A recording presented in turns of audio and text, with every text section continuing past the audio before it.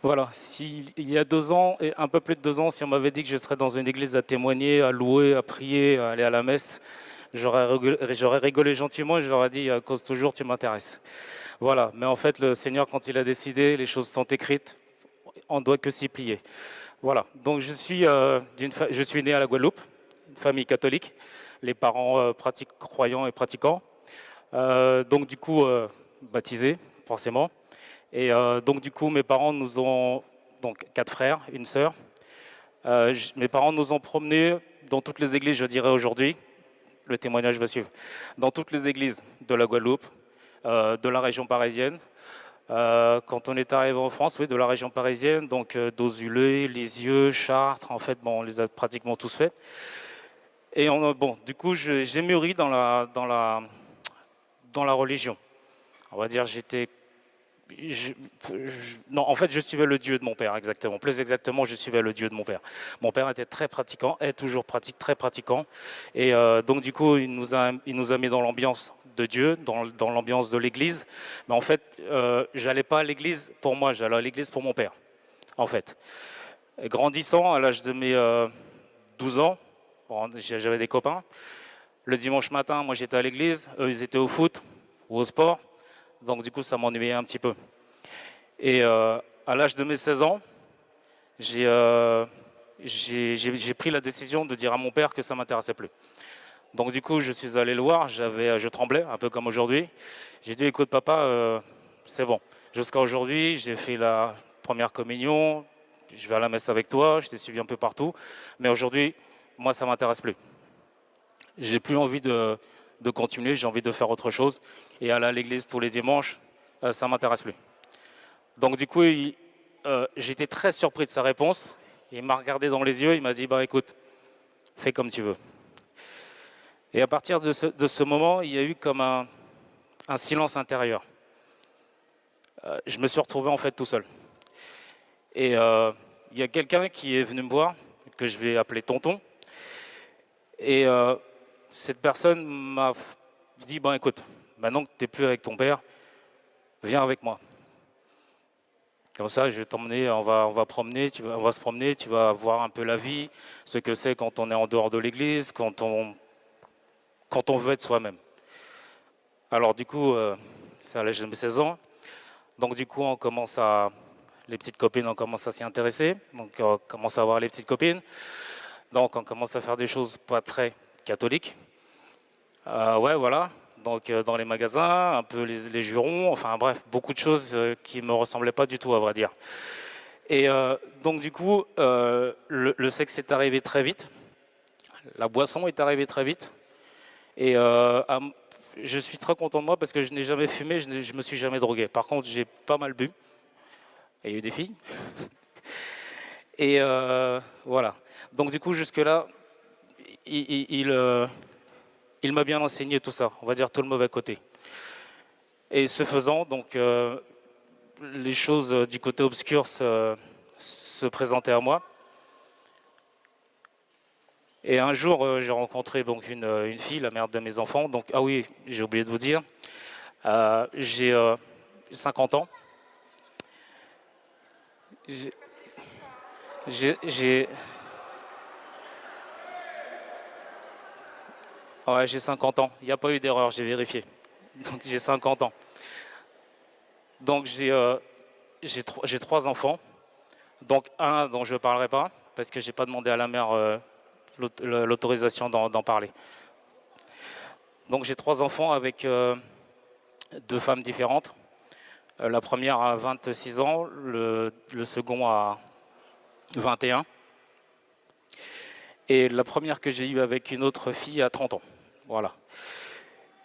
Et donc j'ai vécu pendant plus de 20 ans, 22 ans dans la fornication, pour reprendre le mot exact. Mais je sentais qu'au fond de moi, il y a quelque chose qui n'allait pas, parce que j'étais pas heureux. J'étais pas heureux en moi, j'étais en couple. Les choses étaient en dents de scie. On a commencé à pas bien vivre, en fait. Mais j'ai compris pourquoi. Parce qu'en fait, ouais, je vais vous le dire quand même, c'est parce qu'en fait, j'ai eu un enfant, enfin, elle est tombée enceinte et du coup, on a on a fait une interruption de grossesse. J'ai du mal à le dire, pardonnez-moi. Et je sais que cette chose m'a poursuivi et est restée dans mon cœur. Et donc du coup, c'est ce qui a fait qu'on a commencé à pas s'apprécier vraiment. Parce que c'était vraiment profondément ancré en moi. Mais je ne savais pas pourquoi. Voilà. Donc du coup, en 2014, je suis chez moi. Donc je suis allongé sur mon canapé et je m'endors. Et pour la première fois, il m'est arrivé quelque chose que je ne saurais expliquer. Maintenant, je le comprends mieux. Mais au moment où c'est arrivé, je ne savais pas l'expliquer. Alors je m'endors dans ce qui me semble être un sommeil profond. Et je me sens partir, mais partir en esprit tout d'un coup. Et à un moment donné, je vois mon corps qui est sur le canapé. Donc je suis quand même un peu... parce que je suis pas dans mon corps, mais je suis conscient et je vois tout ce qu'il y a autour de moi. Je vois la pièce entière. Et à un moment donné, je suis parti dans un espèce de trou noir. Et je me sens allongé, mais chahuté, complètement chahuté, mais vraiment, vraiment, vraiment chahuté. Et je me demande ce qui est en train de se passer. Il fait très noir, mais c'est d'un noir... je pense que noir, c'est blanc à côté du noir que je voyais, dans lequel j'étais. Et toujours étant chahuté, je sens... D'accord. Donc je sens... je me demande ce qui se passe. Et à un moment donné, il y a une petite fêlure qui se fait. Donc je vois une lumière. Mais une lumière qui est déjà assez forte, mais très blanche. Donc du coup, je me dis, tiens, et je me débat. Et au final, j'arrive à ouvrir. Donc ce qui me semble être une porte finit par s'ouvrir. Et je me mets et je me lève comme ça. Et tout d'un coup, je vois une lumière, mais une lumière d'une clarté qu'on ne peut pas expliquer. Et donc du coup, je regarde à ma droite, à ma gauche. Je suis sur ce qu'on pourrait appeler un espèce de char. Devant, il y a 6 chevaux blancs. Les 6 chevaux blancs sont au galop. Et au moment où je me suis levé, j'ai l'impression qu'il y a quelqu'un derrière moi qui est en train de demander aux chevaux d'aller encore plus vite. Donc les chevaux vont au galop encore plus vite. Et toujours est-il, je suis un peu chahuté de tous les côtés et je commence à prendre conscience que je ne vois pas ce qu'il y a autour de moi, mais je suis comme dans une auréole de lumière. Et à un moment donné, il y a une fourchette, un Y si vous voulez. Et en fait, je vois que ça se rapproche. Mais alors d'un côté, c'est noir, de l'autre côté, c'est blanc. Et je suis en train de regarder, et à un moment, je tourne la tête de la gauche vers la droite, et je vois ce qui me semble être des bouts d'ailes. Mais vraiment blancs, des bouts d'ailes. Des bouts d'ailes. D'ailes. Des ailes. Et donc du coup, je me retourne et je regarde devant, et j'ai l'intime conviction d'avoir pris d'avoir eu la volonté de prendre la direction de la lumière. Alors, les chevaux prennent la direction de la lumière et ils sont au galop dans cette direction. On a à peine passé le côté lumière, je vois une main très noire, très sombre qui attrape le harnais des chevaux et qui tire les chevaux, mais d'une violence du côté sombre. Et je me vois rentrer dans un tunnel, mais ce tunnel est vraiment obscur. Et à ce moment-là, je me réveille. Et à ce moment-là, je reviens à moi, je suis dans ma chambre. Et je crois que j'ai mis au moins 20 minutes, une demi-heure à revenir à moi parce que ce que je venais de vivre était quelque chose de réel, parce que je transpirais de partout. J'étais vraiment, j'avais comme la tremblote. Alors je vous assure que j'ai gardé ça pour moi, je n'ai jamais dit. Donc ce faisant, on continue, ma vie continue. Mais je suis toujours, à chaque fois, quand je vais me coucher, j'ai toujours ce sentiment de cette direction à prendre, de devoir choisir une direction. Donc je ne comprends pas, j'appelle ma mère, je dis, écoute, j'ai fait ce qui me semble être un rêve, je n'ai pas compris. Mais elle n'a pas compris non plus. Donc du coup, le temps se passe. En 2015, Elle m'appelle, elle me dit, écoute, avec ton père, on devait aller à Medjugorje, mais ton père, il ne veut plus venir. Est-ce que tu veux venir avec moi? Je lui dis, c'est quoi Medjugorje? Elle me dit, c'est un site où on fait des retraites. Je dis, écoute, maman, tu sais, tout ce qui est religieux, c'est pas pour moi, laisse tomber, c'est pas la peine. Elle me dit, écoute, pourquoi pas? Je lui dis, écoute, je réfléchis, je vois s'il me reste des jours de congé et je te réponds. Ben, je devais déjà être porté parce que 2 jours après, je lui ai répondu, je lui ai dit, ok, il me restait, comme par hasard, exactement le même nombre de jours que devait durer la retraite. que devait durer la retraite. Alors j'ai dit, écoute, je viens, mais je te préviens, moi je suis en vacances, toi tu es en retraite. Donc elle me dit, comment ça? Je dis, oui, toi tu es dans ton groupe de prière, je sais, vous allez prier tout le temps, ça ne m'intéresse pas. Donc du coup, on y va, on va à l'hôtel, on s'installe. Moi je vais me promener dans la ville, je ne sais pas ce que je vais faire, mais ça ne m'intéresse pas. Donc du coup, on prend l'avion. Déjà, on arrive à Roissy. Donc tout le monde avec chapelet, des croix, d'accord. L'ambiance un peu, voilà, que je voulais pas du tout. Donc je me suis mis un peu à l'écart. Et elle me dit, bon ça y est, viens, on y va. Donc on prend l'avion, on arrive à Medjugorje. Arrivé à Medjugorje, pas Medjugorje, pardon, à Split. Arrivé à Split, on va prendre le car. Donc il faut 2 heures ou 2 heures et demie de car avant d'arriver à Medjugorje. Dans le car, l'animateur dit, bon, on va faire un chapelet. D'accord. Donc du coup, heureusement que c'était ma mère. De toute façon, je pense que si c'était pas ma mère, j'y serais pas allé. Donc je l'ai regardé, j'ai pris mes écouteurs, j'aime beaucoup la salsa, la bachata, tout ça. Et donc du coup, j'ai pris mes écouteurs, j'ai mis la tête contre la vitre et j'écoute ma petite musique tranquille, j'avais pas mis très fort. Et ils ont commencé à Notre Père, badadi, badadi, badada. Donc j'ai pris le volume, j'ai augmenté un petit peu plus fort, j'étais tranquille. Quand ils sont arrivés au Je vous salue Marie, j'ai l'impression que je commençais à entendre dans l'écouteur. J'ai mis plus fort.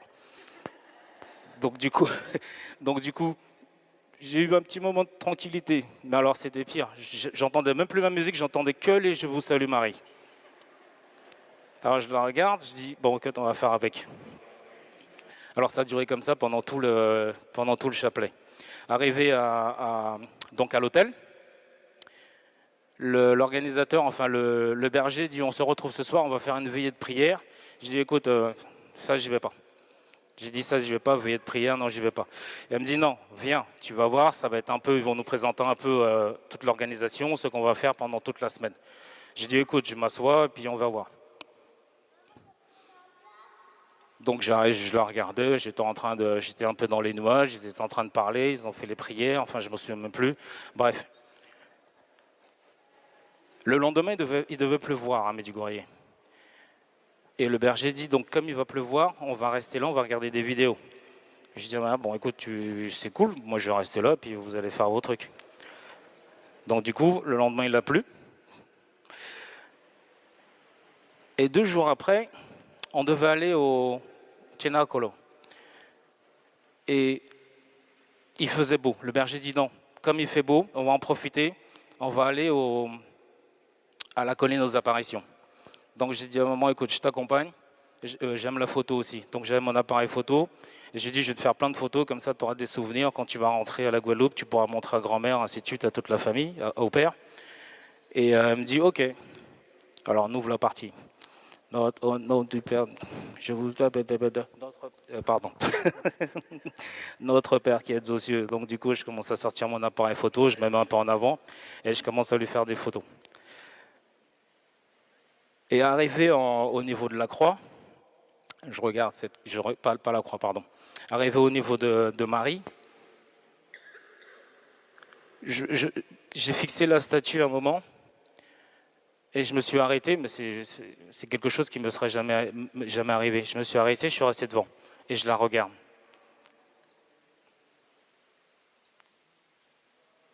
Et après, je suis reparti. Comme s'il fallait que je marque un temps d'arrêt, je ne sais pas pourquoi. Donc, on est reparti. Donc, on rentre à l'hôtel, le soir, veillée de prière, et on demande à qui veut témoigner de ce qu'il a reçu durant la journée. Donc, il y a des témoignages, moi, j'ai rien dit.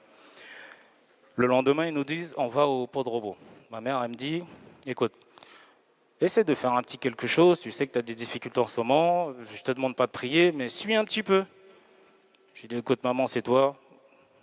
Vous savez comment sont les mères, surtout les Antillaises. Hein. Je sais pas, parce que bon, d'accord, il faut suivre. Hein. Oui. Alors elle me dit donc suis un petit peu, mais je te demande pas de prier, juste de suivre. Je dis ok maman, je laisse l'appareil photo, j'ai pris le petit. Et donc du coup on est parti. Alors là c'est le chemin de croix. Curieusement, dès la deuxième station, le Notre Père a commencé à arriver dans mon esprit. Je ne le disais pas encore, mais il a commencé à arriver dans mon esprit. Je me suis demandé ce qui se passait. Et après le Je vous salue Marie. Et alors c'est la quatrième station, c'est la quatrième ou la cinquième station.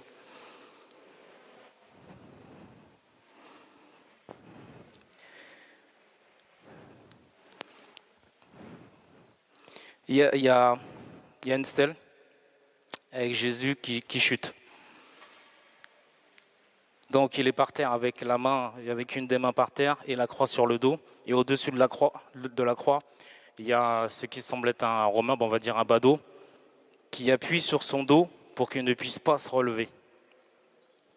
Donc je fixe cette stèle. Et au moment de fixer la stèle et de regarder la personne qui est en train d'appuyer sur le dos de Jésus, je vois mon visage.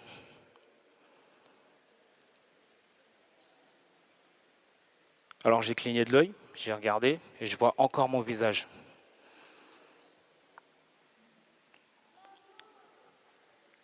Donc je suis resté dans le silence pour bien analyser que ce soit bien mon visage. Effectivement, c'était mon visage. Alors je commence à partir d'un côté et je vois que le visage prend ma direction. Je repars de l'autre côté, le visage prend aussi ma direction. Et ce qui est le plus impressionnant, c'est que je vois ses yeux qui me fixent. Pas des yeux qui sont dans le vide, mais des yeux qui me fixent réellement. Je retourne à gauche, ses yeux encore me fixent. Je repars à droite, ses yeux me fixent encore. Donc du coup, j'ai marqué un temps d'arrêt et les autres étaient déjà partis. Donc du coup, je les ai suivis. Et en partant, je me suis retourné à 2 fois. J'avais encore ces yeux qui me regardaient. Donc je suis reparti, j'ai rangé mon appareil photo, tout ce qu'il y avait, et je suis parti un peu bizarre. On arrive à 2 stations plus tard. Il y a cet échange, vous savez, il y a cet échange que Jésus a avec sa mère. Jésus fixe sa mère avec une telle intensité et Marie fixe son fils avec une telle intensité que ça nous marque. Et en fait, mon visage, c'était le visage de Jésus et le visage de Marie, c'était le visage de ma mère. Là, j'ai les jambes qui ont commencé à flageoler un peu. Je ne suis pas tombé, mais j'étais pas loin. Et je vois ce visage et je vois comme une larme qui tombe du visage de ma mère. Enfin, des yeux de ma mère. Et à partir de ce moment-là, il y a eu comme un grand vide en moi, vraiment un grand vide. C'est une stèle, comment il peut y avoir mon visage à la place du visage de Jésus et le visage de ma mère à la place de la mère de Jésus, Marie. Et tout ça rentre dans mon cœur. Mon cœur commence à battre, mais à battre très fort. Je commence à avoir très chaud. Je commence même à transpirer.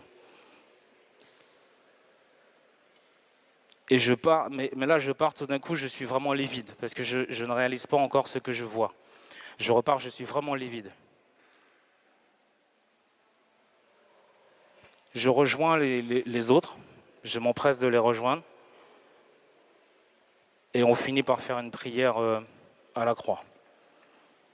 Et je me suis rapproché de ma mère, je l'ai regardée dans les yeux, mais je n'ai pas eu de mots. Mais je pense que mes yeux, enfin le regard que j'ai eu sur elle a parlé à la place, a parlé à ma place. Donc le groupe redescend, donc on va à l'hôtel. Le soir, donc il y a veillé, et à nouveau on demande le berger demande qui veut témoigner de ce qu'il a reçu.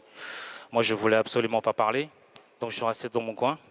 Et il y a une ou deux personnes qui ont des micros et qui passent. Et tout d'un coup, j'ai senti la chaleur monter en moi, commencer à transpirer. Et ma main s'est levée sans que je lui ai commandé de se lever pour demander le micro. Et je me suis mis à parler.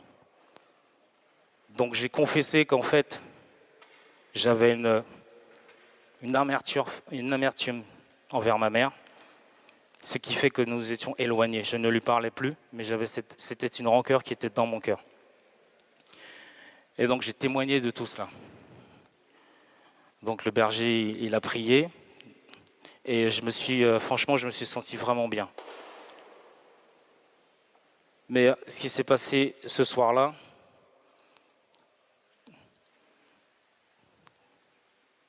donc on était dans la chambre, elle me dit, vu ce que tu as vécu, fais un Je vous salue Marie. Donc vous savez, il y a la photo de Marie que j'avais sur mon lit, et je commence à prier Je vous salue Marie. Et à ce moment-là, il y a une chaleur qui a commencé à entrer en moi du bout de des doigts d'orteil, de pied, pardon, et qui a commencé à m'envahir tout doucement. Mais en même temps, j'avais l'impression d'avoir de la lave à l'intérieur de moi. Et ça remontait, c'est monté. Et à un moment donné, j'ai voulu me mettre debout, mais je ne pouvais pas me mettre debout. J'étais comme une statue en fait. Cette chaleur est montée en moi jusqu'à ma tête. Et je suis resté immobile. Je ne sais pas si je suis resté inconscient, je ne sais pas combien de temps.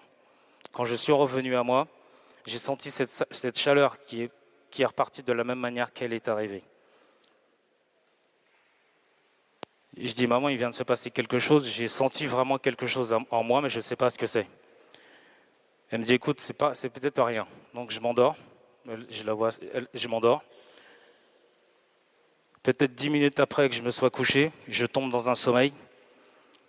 Et il y a un phénomène qui se passe. Et à nouveau, je ressors de mon corps. J'ai mon esprit qui se met au-dessus de mon corps. Je vois mon corps allongé. Je vois ma mère qui est couchée sur le lit à côté. Et je regarde ce qui est en train de se passer de droite à gauche. Et tout d'un coup, je vois une lumière qui arrive. Mais une lumière vraiment très très éclatante, vraiment blanche. Et cette lumière, elle vient se poser à côté de moi. Et à partir de ce moment-là, j'ai vu ce que je pourrais dire, toute ma vie défiler. Jusqu'au jour où le prêtre a fait le signe de croix sur mon front. Donc je dis à maman, tu sais, j'ai pas bien dormi, ou du moins j'ai pas beaucoup dormi. Et j'ai commencé à lui témoigner des choses quand j'avais 12 mois, 18 mois et 22 mois. Elle me dit, c'est impossible que tu puisses te souvenir de ça. Et je lui dis, je ne sais pas d'où ça sort. Donc je lui ai dit, tu sais, je suis allongé et je vois comme des gouttes d'eau qui sont au-dessus de mon front. Et je vois quelqu'un. Et en fait, c'était le prêtre qui faisait la croix le jour de mon baptême. Et à partir de ce moment-là, tout a changé dans ma vie. Tout a changé dans ma vie. Et je crois que c'est ce soir-là que j'ai dit oui. Que j'ai dit oui à Marie. Et en disant oui à Marie, j'ai dit oui à Jésus.